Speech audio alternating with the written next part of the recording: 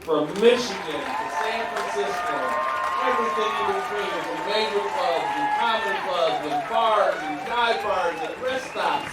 He's done it all. Ladies and gentlemen, please welcome him right now. His name is Drew Harmon, everybody. Give Drew a nice round of applause. Keep it going for Billy.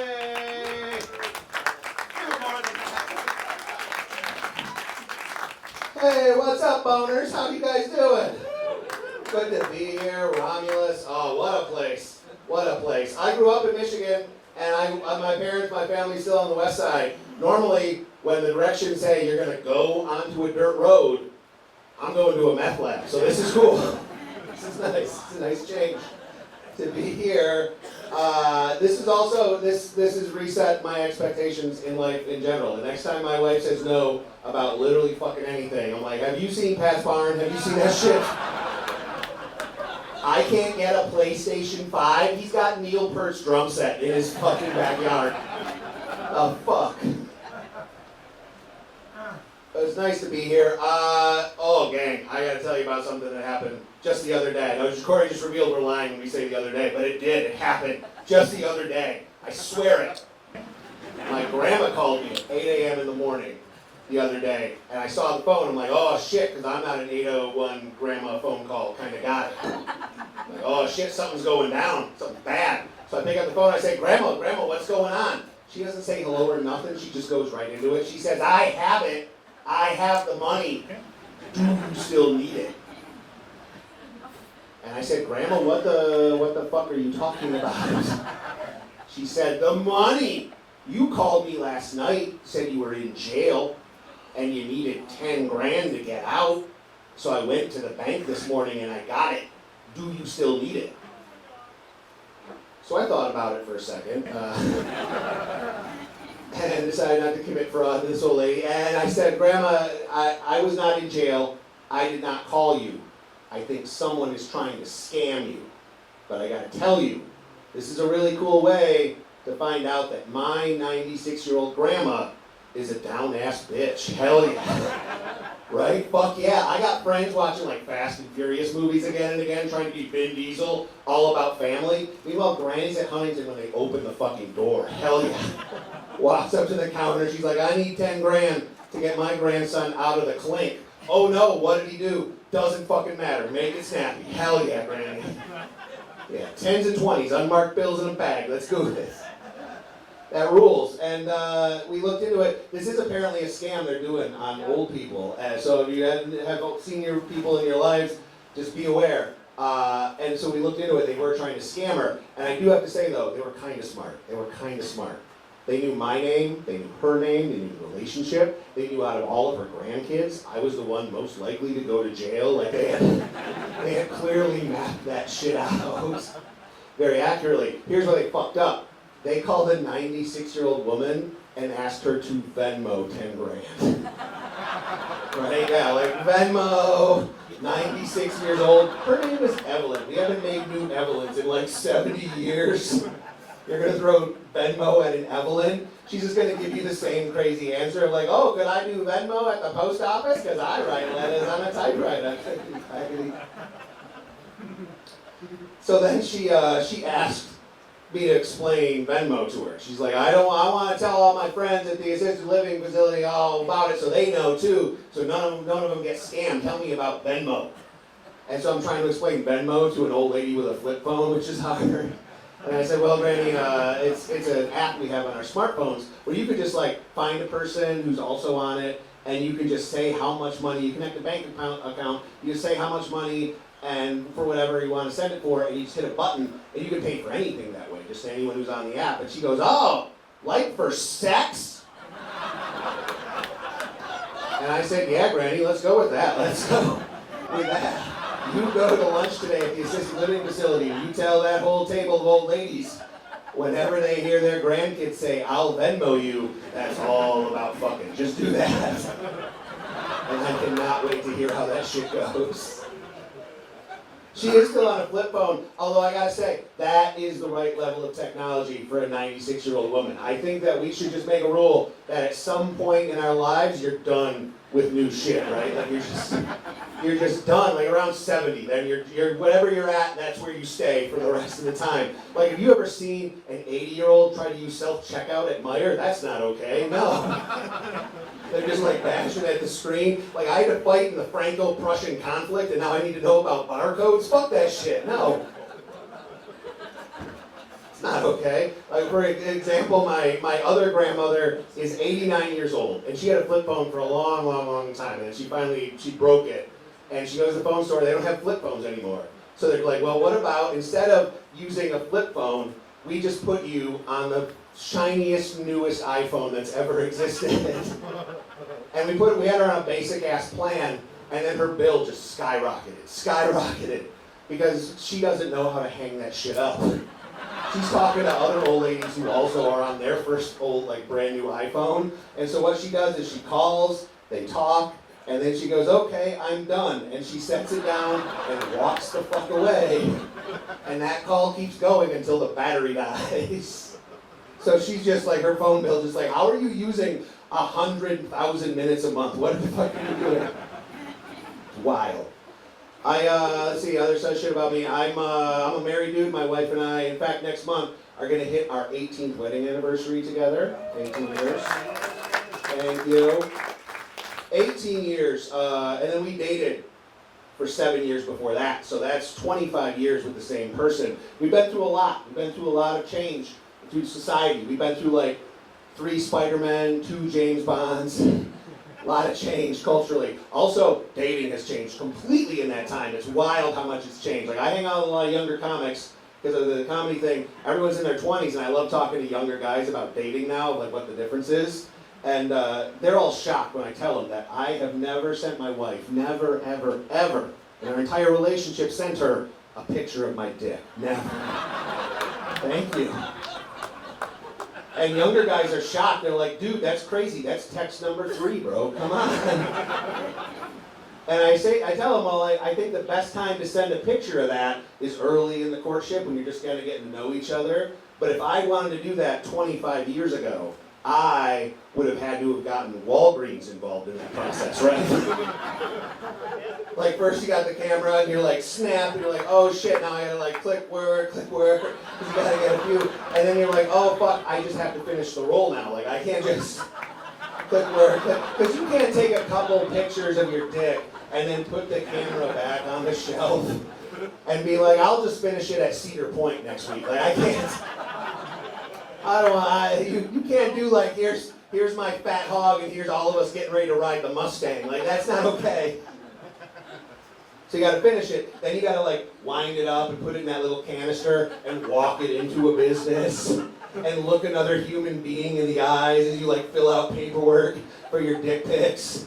You slide it across the counter, you're like, I don't know what you're about to see. I have no idea if they're in focus or how the lighting is, but hey, guess what? Congratulations. We're connected forever now. That's forever. Like, congratulations on working at the Walgreens photo department. That's really cool for you.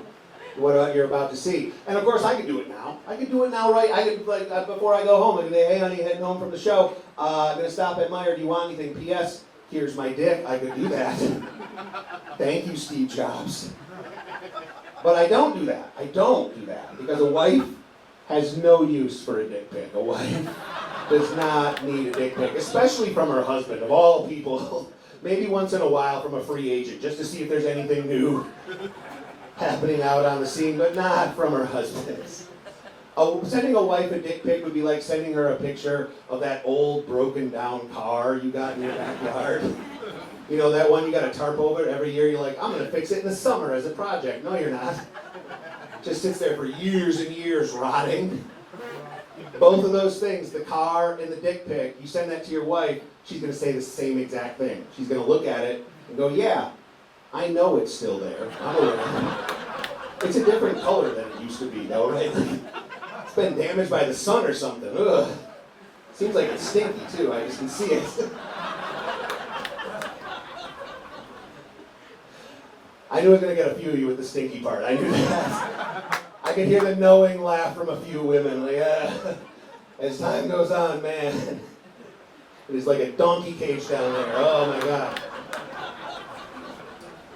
I live around here in Southeast Michigan now, and I like Southeast Michigan. I grew up in Michigan, and then I moved out of state for quite a while, and I like it here. And the last place I lived before I came back was San Francisco, which I like that too. I had fun in San Francisco. I like it in Detroit, I like it in San Francisco. Sometimes living here now, when people find out I lived in San Francisco, they get a little, like, you see crazy shit on the news, you're like, oh, what was that like to live in San Francisco? Here's kind of what it was like. I'd been there about a year or so. I was walking around downtown San Francisco, and I see a bunch of fun people walking around in fun costumes, like leather gear, big boas, all this stuff. And I said, hey, where are you guys going? They're all going in the same direction. Where are you guys going? They said, the fair. We're going to the fair. I grew up in a small town in Michigan. I love the fair. Horses and cows. Let's go. I want to see this. So I followed them to the fair, to a thing called the Folsom Street Fair. Guys, I hear a few knowing laughs. If you're not familiar, don't Google it tonight or tomorrow. Wait until you get on your work computer on Monday morning and do a Google image search of the Folsom Street Fair. What it is, yeah, do not do that. Especially if you're a teacher, do not do that. The Folsom Street Fair, if you're not familiar, is an S&M and fetish festival that happens on the streets of San Francisco for 2 days. It is super fucking intense, and it's just like all this crazy shit. For 2 days, the streets of San Francisco look like Fox News says it does all the time, and I love that. It's pretty crazy. So I walked through, and it is wild, because I'd heard about it, I'd never seen it. So I walked through, and it's pretty crazy. The first thing I saw that was super crazy was a flogging booth, erotic flogging. They've got someone tied up, and they're like flogging them, showing you how to do that to your partner. Then I go a little bit further down the street, and there is a fisting booth on the street. I don't know if you've ever watched a human being get fisted while you're wearing sunblock. It's weird. It's really weird. And so that's kind of what San Francisco is like. Most of the time it's normal, and then once in a while there's fisting happening on the street. Also amazing burritos. Amazing burritos. But don't do the fisting and the burritos in the wrong order. Do those in the right order. So then my wife and I, she grew up around Detroit. We wanted to move to the suburbs because it was time to move to the suburbs. It's the right time in our 40s. We were living in cities until we were in our early 40s. Then you go to the suburbs. Don't go too early to the suburbs, right? Like, don't go, if you go too early and you're like in your late 20s, all of a sudden you're 32, you're looking out in your yard and like, Bill's grass is getting a little too long, time to make some laws. Let's start an HOA, right? Yeah. That's also super lame. I have an HOA now, and it sucks so hard. I hate my HOA, it's so fucking boring.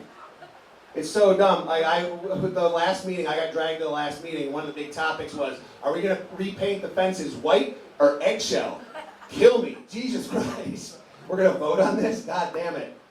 But I have realized there's a good time at the HOA. It is possible to have a fun time at the HOA. The fun time at the HOA is when someone else at the HOA is angry that everyone else isn't as angry about the dumb thing that they are. That's when it gets really good, guys.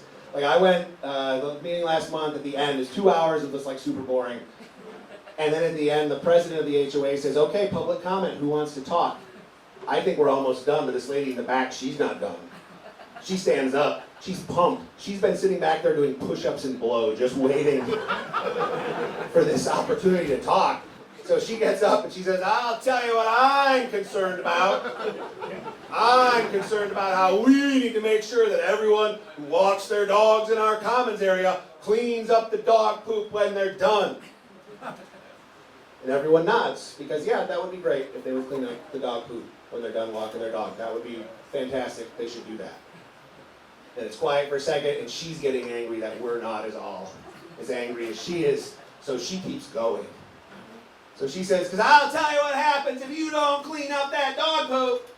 After the dogs poop and you leave it, in come the rats to eat the dog poop. And then we all got silent, just like you guys right now, because no one's ever heard this. Like, what the fuck is she talking about? And everyone's quiet, and everyone's eyes are darting around. The HOA board's like, how the fuck do we respond to this? And I'm sitting in the back, and I thought, you know what? I've been here 2 hours. I haven't spoken. It's my turn now. So I stood up and I said, she's right. We gotta clean up that dog poop so the rats don't come in to eat it. Because I'll tell you what happens after those rats come in. Eventually, one of those rats is going to get 4 baby turtles. And then that rat and those 4 turtles are going to get hit with a green mutagenic ooze. And they're going to start to grow up bigger, and then they're going to learn to talk, and then the rats will be like, hey, I'm going to name these turtles after 4 Renaissance painters I know for some reason. And they'll keep growing up bigger, and then the rats will be like, hey, they need something to do. I know ninja for some reason too, so I'm going to teach these guys ninja. And then all of a sudden we got 4 turtles and the rat in our commons area, and they're like kicking and punching, and all of a sudden they got bow staffs and nunchucks and a sword flying around. And then all of a sudden we got pizza cars coming in and out of here all the time. They're hungry, they're growing, they're doing ninja shit all day. There's no kitchen in the commons area, so we got pizza cars coming in and out of here, just speeding through constantly. And then all of a sudden, at some point, Shredder and the foot soldiers are going to realize that the turtles and the rat are in here, and they're going to come in and get them. And all of a sudden, we got the foot soldiers, Shredder, and the rat, and the turtles, and they're all doing ninja shit in our commons area, and there's a bow staff, and there's nunchucks flying around inside, and then someone's going to throw a ninja star, and it's going to hit a kid's eye on the swing set, he's going to lose his eye, all because somebody couldn't clean up their dog shit in the commons area. Looking at you, Carol, I'm looking at you.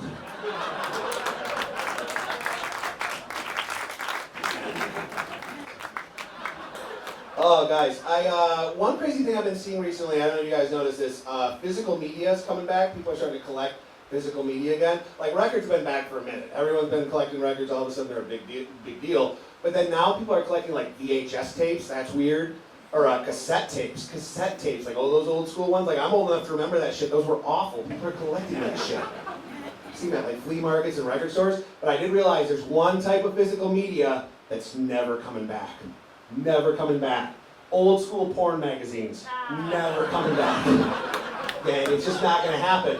Because like if you talk to someone who's into physical media like records, and you're like, why would you do that? Like, oh, it's a visceral experience. It's visceral. Like you have the record in the sleeve and you slide it out, and you put it down on the platter, and you hit the button, and you like drop the needle. You can feel it's like part of you. No one's ever going to say that about jerking off to old school magazine porn. They're just not. You're like, oh, it's. The experience is just so much better. Like I go to the bedroom and I pull the magazine out from between the mattress and the box spring, and I put it on the bed, and then I flip past the Newport cigarette ads through those, and then I find the picture I want that's not stuck together from the Jacquard Noir cologne. That's what it is. I'm sure of it. I find the picture I want, and then I try to crank one out without thinking, hey, is that lady dead or a real estate agent in Arizona? Which one is it? Let's see. I just turned 45 2 weeks ago, or not 45, 46. Goddamn, it's kicking in, guys. I'm 46 years old. The ambulance is waiting for me outside. As soon as this is done, I'm off to the old assisted living facility. No, I turned 46. And after I hit 46, and I knew it was coming up, and I thought, you know what, I haven't had a checkup since my 30s. I just have not gone to the doctor. I thought, I got insurance, I should go get a checkup. I'm in my mid-40s, I should do that. So I go to the doctor, and they do the checkup, and then at the end, my doctor says, so, this is your first checkup in your mid-40s. It's time for your first prostate exam. And I know some comments would do the whole like, come on, doc, buy me dinner first. I'm an elder millennial. It's a finger in the ass. Go ahead. I don't give a shit. Like, you think I haven't had that already? Like, at this point in my life, if you're like around my age and you haven't had a finger up there, expand your horizons just a little bit, right? Now, Romulus, I knew you weren't going to go with that. I knew it.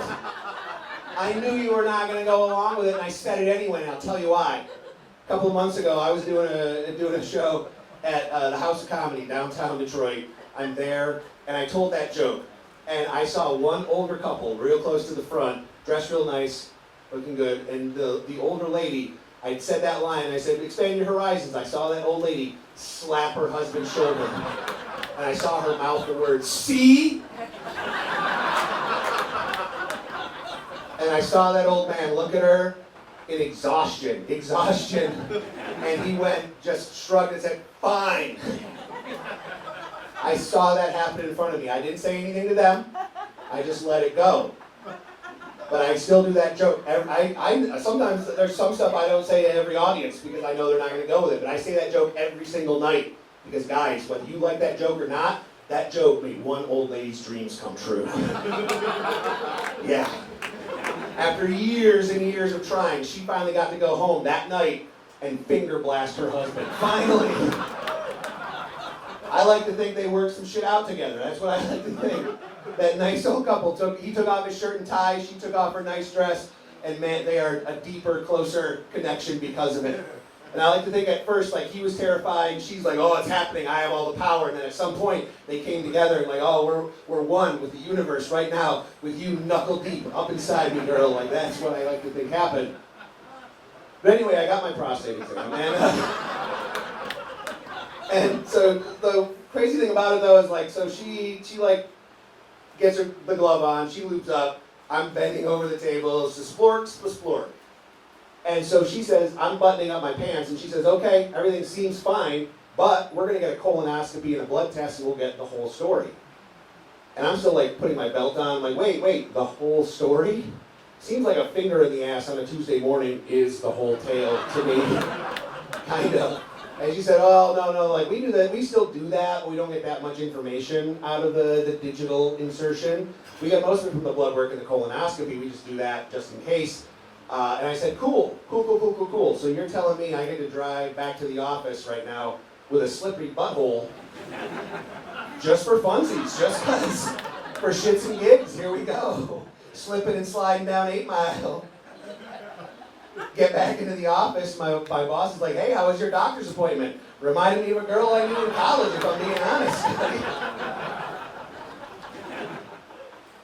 And then I did the prostate exam, and then also before I left, my doctor also asked me a question that I never heard before. Again, my last appointment was in my 30s. And so she asked me a question I had not heard before. She said, so, how are your erections going these days? Which is a super weird question to get from someone who just had their finger in your ass. Super weird. But the other thing that really made me angry, though, is that she did not give me the scale to do the rating with, right? Like, if you take a poll online, they give you the scale to do the voting with, of like, give me that for my boners, please.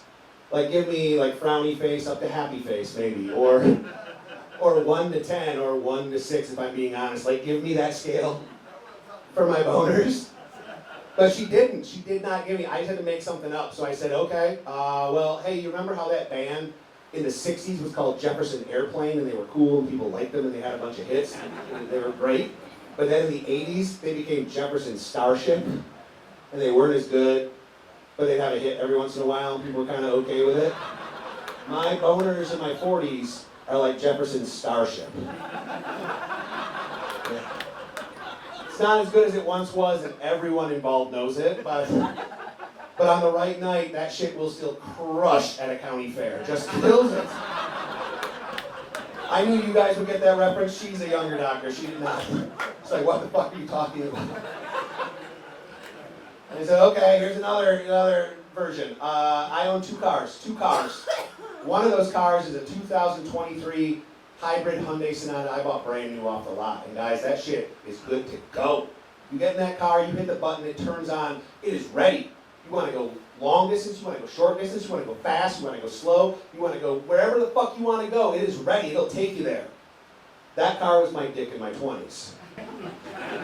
I also own a 2001 Nissan Altima. Yeah. Now that car, it'll start. But you turn that key slow, you go easy on it. You give it just a little bit of gas, you let it warm up. You let it sit for a second. You just don't put it into gear. You let it sit and think about what's about to happen. Just get ready for it. And you go real easy. You just ease into it. And you know what? Maybe you're not going a long distance in that one. Maybe that one's just for the grocery store and back now. Maybe that's all it is. But it'll still get you there. It's got 15 minutes of solid transportation and back and forth. And yeah, there's a weird leak in the back that we can't figure out. That car is my dick in my 40s. And my doctor said, all I want to know is if you want Viagra. That's all I'm trying to figure out. And I said, why'd you make me do story time? Of course I want the fucking Viagra. Write the script. I was excited because I never had access to it. I filled that shit up on the way home. I was pretty pumped. I walked into the house shaking it like a maraca at my wife. Like, guess what happened, baby? Yeah. And she was surprised though. I thought she'd be excited. I thought she would also be very pumped for it. She was not. She was surprised. She's like, aren't you a little embarrassed that you need pills to do what you used to do naturally? And I said, no, of course not. Of course not. Was Lance Armstrong embarrassed to use medications to go from good to great? That's all I'm doing. That's all. I have realized as I've gotten older that my dick has a lot in common with Lance Armstrong. A lot. The biggest one is everyone was way more excited to see it 20 years ago. Way more. Now it comes out in public and everyone's like, I thought we agreed you were going to go away. Do we need to talk about more serious consequences? You need to go back in the dark. So, yeah, 46. Being in my 40s, some comics are scared of it. Some people are like, oh, I can't believe how old I am. I actually like getting older. It's been nice. It's nice to get a little older, kind of get your shit settled, right? You kind of have your act together, you kind of know what's happening. But there was funny stuff as I got into my 40s. Like when you turn 39, all of a sudden all the old people in your life turn into like that wizard under the bridge filled with warnings of doom. Of like, oh, the changes are coming, boy. Look out in your 40s. And some of it, like my grandma took me aside once. She's like, get a good mattress and stop drinking milk after noon. You're never going to be able to sleep and you're just going to fart all night long. She was right about that. Man, get a good mattress. My dad once, after a couple of beers, he took me aside. He's like, now that you're getting older, it's important for you to remember, you're never done peeing. You're never done. There's always more in there. Just say they're gonna like shake a little bit more. There's always more. That was correct too. That's my dad calling right now. Stop doing that bit. But then there's other shit that changed in my 40s I was not prepared for, that no one warned me about. It's been super weird. Like, the one that changed a lot for me was dirty talk with my wife. That changed a lot. Because we've been together 25 years. When we first got together, it was easy to talk dirty to my wife and be like, damn, bitch, get over here. I want to zoom in your boom boom. A dozen of you know Rex in Effect. Maybe I should have gone with Belle Biv DeVoe. Maybe. But, because we've been together so long, but then now, like, she wants me to talk dirty to her. And it's harder, because we've been through a lot of shit together. We've been married for so long, bought a house together, been through family stuff. So she wants me to do it, and I try, and it doesn't go great. It does not go great. Like, we were in bed the other night, and she said, talk dirty to me, baby, talk dirty. I said, okay. You're a dirty girl, aren't you? You're dirty. My wife said, yeah, I'm dirty. I said, yeah. You don't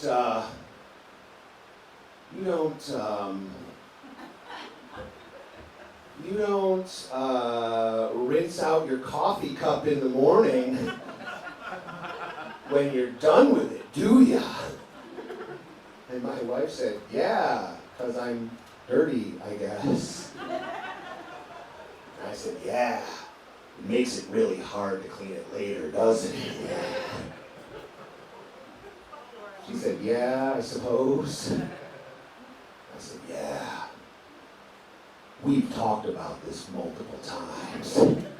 And I wish you just remember in the morning when you're done with your coffee, you take it over to the sink and just hit it with the water just for a quick little second. And sometimes I come later and I come in and like, oh, she forgot. And I like put the water in. It's like, oh, it's going to have to soak for a while. You got like the Brillo pad and hit it kind of hard. Or like you can put in like some the detergent because it's like stuck in there. And if we put it in the dishwasher, it's going to like get caught in there. It's just be stuck in like, we'll have to end up soaking it anyway, so I just get it there, and I got to deal with it. So you just remember, just like tomorrow morning when you're done with your coffee, just hit it with a little bit of water before you put it in the dishwasher, because I would really appreciate it, and it would make sure it just comes out clean. But I know you're having a hard time at work right now, so I don't know, like, harp on it too much, but if you just remember, I'd really appreciate it if we didn't have to talk about this again before next time.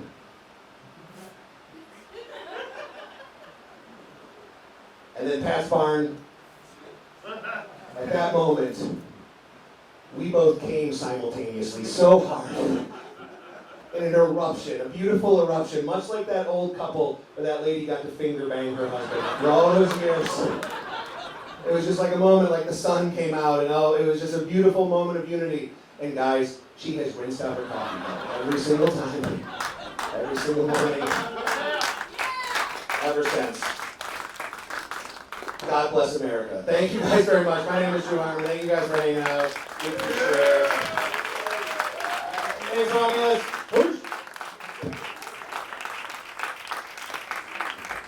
One more time for Drew, everybody.